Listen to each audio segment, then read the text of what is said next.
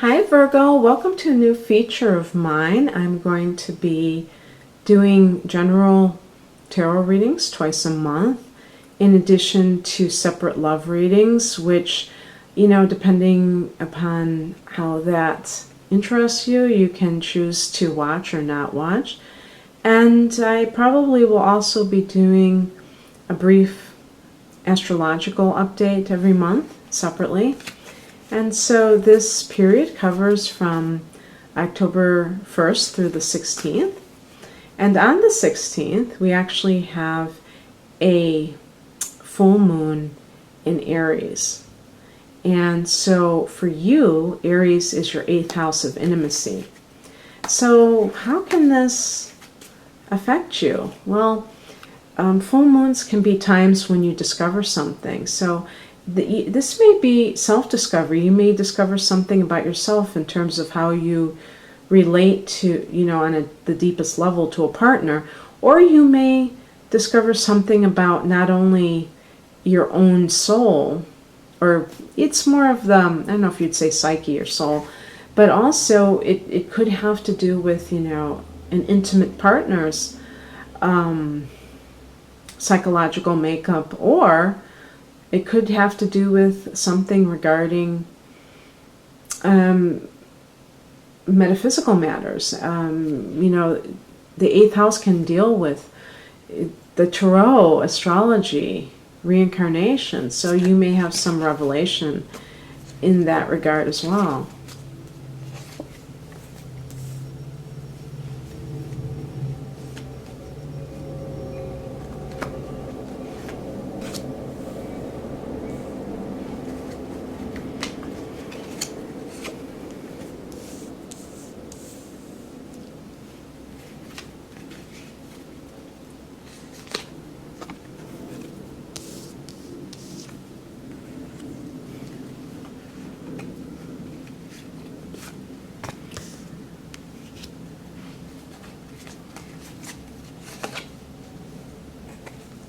Okay. The first thing that I want to say is that I would ask you to be very careful about any offers that are coming to you. And this could be for business or pleasure. This could be, a job offer. This could be, you have a lot of activity in your second house of earned income with Libra, the Jupiter, we just had a new moon there, the sun, as October begins, and so work matters may really be coming into that, and we do have this Four of Pentacles to kind of back me up on that, which is kind of the current or the near future, but the overall card is the Seven of Pentacles, of Cups, and this card relates to making a choice, but there's a lot of options out there, and maybe you're just kind of like, okay, what do I do? And some of them may be deceptive, the number 7.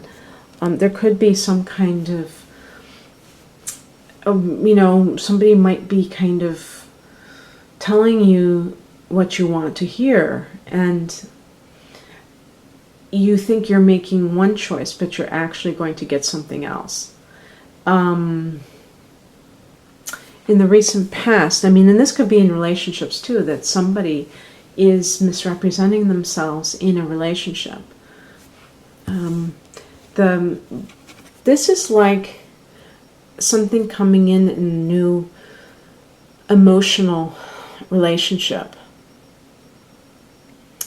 And so you may feel like your heart is being touched in some way.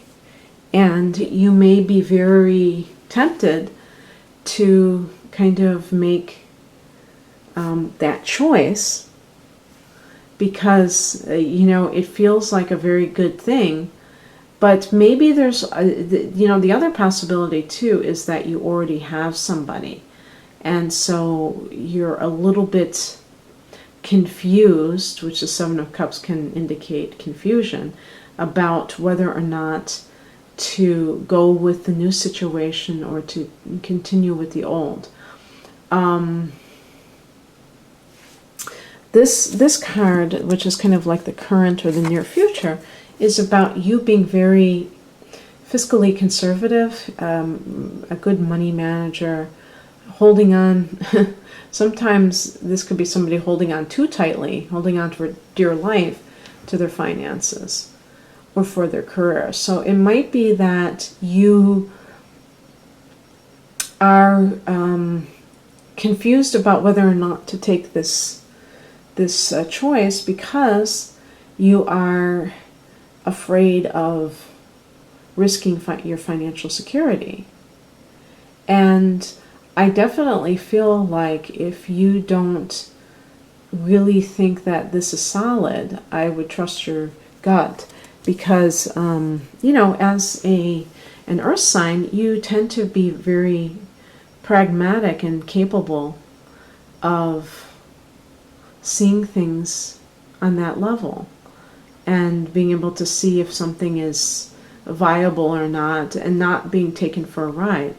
So I think that what may be concerning you is that maybe you feel that there aren't enough guarantees. And even though it's an offer, it's not necessarily something that has a proven track record. And I was thinking even in personal relationships that could be the case. And a perfect example of that is if you have recently met somebody, let's say they're an artist, the cups relate to creativity, okay? And you think, well, okay, I really like this person, but I don't know if they have the means to support themselves, and I don't want to support them. And you're thinking in those terms, okay? And so with the Four of Pentacles, you have to watch out that you do not go too much the other direction. The Seven of Cups can indicate being confused, being, at the risk of being misled by someone about something. But then you have the Four of Pentacles. The number 4 represents structure and, tradition, you could probably say. But the problem is that with Pentacles, it could be overly concerned with, structure and overly concerned with material. It could be materialism. So you have to make sure that you don't go overboard in either direction. Because the Ace of Cups is legitimate energy. It's something that is pure. It's not in the reverse position. So there is something genuine that's out there, but perhaps, it's kind of like the Seven of Cups can be too much of a good thing. So, or too many choices, too many options. And it's making you like a Libran and indecisive on steroids, indecision on steroids. Now, the thing when I was putting down these cards that kind of enhanced that sense of like something maybe not on the up and up was I got the Seven of Swords, and this is kind of this person slinking away. This can point to someone who is deceiving, and it could actually be physical theft. So again, with this card and with this card is to make sure that if you're doing business with someone, maybe you've taken on someone at your business. If you run your business or you're a co-worker, somebody has come in recently and you don't really know where they are. Maybe the Seven of Cups is like you don't know for sure where they stand. And they are, it's funny that this is also a number 7. And so you have to be careful that that you don't allow somebody to fool you, and meanwhile they rob you blind. And this could be not you specifically, but the people that you work with. That there might be somebody new or somebody who misrepresented themselves and is being very dishonest. In a personal relationship, the same thing applies. someone may be a new relationship, but they aren't really, there's an uncertainty about them in some way, and they may be not who they claim to be. They may be a bit sketchy for whatever reason. The advice is the Queen, or the Nine of Pentacles. So this is a card of someone who is financially independent and able to take care of themselves. This is a card of affluence and a sense of really being able to do things that support their independence and enjoying doing it by themselves. So perhaps for some of you, you know, realize that you are in control of making money. Maybe you've been too fiscally conservative and it has limited your opportunities. You know, the Seven of Cups is not necessarily bad at all. It can be that you have many options available to you, and maybe you will realize that maybe you've gone through something where you have trusted people either in the workplace or, you know, it can be, you know, I was thinking about the Seven of Swords. It could also be somebody who pretended to be your friend and ended up, you know, walking away with the promotion that you were supposed to get. And so maybe you will realize, you know, I am financially solvent. I have a lot of savings. You know, the Nine of Pentacles is somebody who's really financially secure. And maybe you, as a Virgo, are a little bit too easily worried about the future, and so you allowed yourself to stay somewhere where you were deceived, and maybe you are going to go out on your own for your own business and, you know, try things yourself, because you've probably all along been saving money, and you haven't been, so you have the money to pay your bills for a certain amount of time, and you may not be willing to put up with that deception any longer. I do feel like something came in. Maybe this was something, an idea that you had that was for like a heart-centered business, or something that was kind of on the soul level. Whereas you see that this is the soul and this is finances, you know, the earth element. So maybe that was the battle within you. Do I do something that makes my soul feel nourished, or do I do something that makes the maximum amount of money at this current point? And this card is saying you can have both, and you can do it by by yourself. You can do it alone. The outcome is the Judgment card. This is about a rebirth.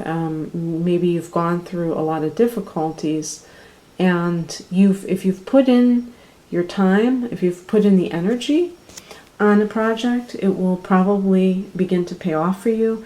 But regardless, you're going to be probably seeing that things are going into a new phase. And it's really kind of a victory card, I feel, the Judgment card, because it's almost like you were able to withstand whatever happened, and now you've come out the other side. So it's very interesting. I do think that there's some kind of a new beginning, and it could be, you know, a dilemma of sorts for you in terms of the other possibility is that if it's a relationship, it's somebody who's a water sign, and maybe you're with somebody who's, you know, so that would be a Cancer, Scorpio, or Pisces, and maybe you're currently with a fellow earth sign, so a Taurus, Virgo, and Capricorn, that is much more the known quantity. You know, the Seven of Cups is like the unknown quantity. You don't really know exactly what's behind door number 3, and it could be the booby prize. So you you're a little bit leery of that. So it's pretty interesting, and I hope you enjoyed this, Virgo. If you'd like a private reading, there's a link to my website below this video. Otherwise, have a great first half of October. Bye.